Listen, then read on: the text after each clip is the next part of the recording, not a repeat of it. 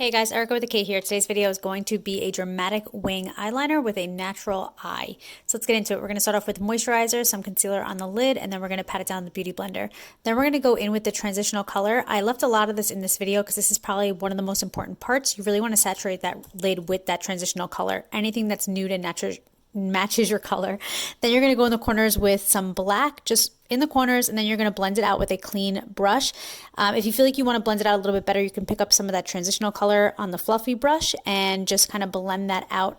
Then we're going to take a brown color, a matte brown, and we're going to go over that black that we just put in the corners, and we're going to bring it up. This is just going to soften up that black a little bit so it doesn't look so harsh.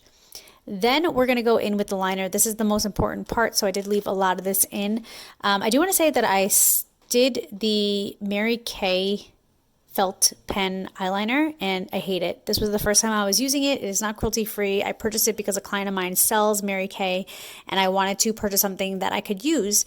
I don't like it. It's too thick, and especially if you're a beginner, it's just not going to be good for you, but we use it anyway. So what we're going to do is follow the natural lash line like we always do, draw some lines outward from your eye, and then connect it. So in this video, I'm showing you guys exactly how you connect it, or how I connect it, because this is a focus on the eyeliner. That's like the main part of this video. So we're just going to color that in.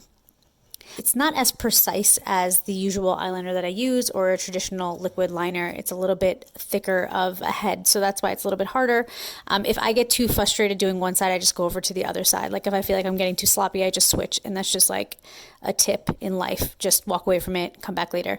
As you guys can see, it's a little bit choppy over there, so I just went in and I just literally like smooth it out so that it looks like cohesive or a flowing eyeliner instead of it looking choppy. Okay, so then we're going to go in with the usual tinted moisturizer. This is from e.l.f. You know, put it all over your face, make sure that there are no lines. I always get lines around my jawline. Then I'm going to put some concealer under my eyes, pat it down with the Beauty Blender. I actually forgot to do the setting powder today, which is really weird. So I'm going to go in with the e.l.f. bronzer, and we're going to do C shapes. You guys can definitely do E shapes if you guys want to use it as a contour for your jawline as well. I like to make it as quick as possible and less steps as possible. So we're going to go in with the Kathleen Lights Retrograde blush. We're going to brush through our eyebrows because I already got my brows done, and then we're going to curl the lashes, put some mascara on the top, put our fake lashes on, and then we're going to put mascara on the bottom. This is just so that the top row doesn't stick to the bottom row. That's why I like to do the bottom line after.